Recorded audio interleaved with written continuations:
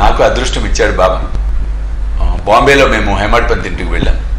నేను I have seen the photo. ఆ చిత్రపటం అంటే ఫోటో కాదు, ప్లాస్టర్ పిఓపితో చేసిన బాబా ఆకృతి ఎంబోస్ భలే ఉంది, బాగుంది.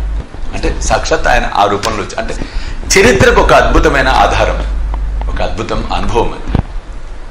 కాబట్టి ఆ విధంగా నాకు ఎప్పుడు హోలీ పండుగ అంటే ఆ కథ గుర్తొస్తుంది. సాయి భక్తులు ఎప్పుడు కూడా ఇది ప్రాక్టీస్ చేయండి బాగా. ఏ పండగకి ఆ కథ గుర్తు తెచ్చుకోవాలి మనం. హోలీ పండుగ రోజు హేమడ్ పంత్ హోలీ పండుగ కదా, సంక్రాంతి రోజు మేఘశ్యాముడు కదా, శ్రీరామనవమి రోజు శ్రీరామనవమి ఉత్సవాన్ని బాబా జరిపిన వైనము రామభక్తుడైన డాక్టర్ కదా,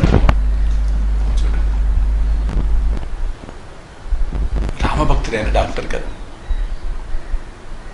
అలాగే దసరా నవరాత్రులు, విజయదశమి, మహాసమాధి ఘట్టం,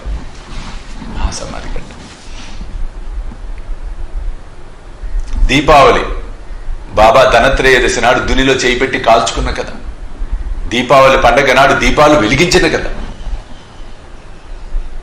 చూడండి, ప్రతి కథకి పండుగకి ఒక కథ ఉంది, ప్రతి పండుగకు ఒక కథ ఉంది. శివరాత్రికి మేఘశ్యాముడికి శివలింగం బహుకరించిన కదా. అట్లా మనం ఎన్నో ఈ సచ్చరిత్ర మన జీవనం, వేదం. సాయి సచ్చరిత్ర మన ఆయుష్, సాయి సచ్చరిత్ర మన ఆక్సిజన్, సాయి సచ్చరిత్రే మనకు సర్వం, సాయి సచ్చరిత్ర మనకు దారి చూపించే ఒక గొప్ప కాంతి. కాబట్టి సాయిని ప్రేమిద్దాం, సచ్చరిత్రను ఆధారం చేసుకుందాం, ఆ తండ్రిని చేరుకునే ప్రయత్నాన్ని మనం చేద్దాం.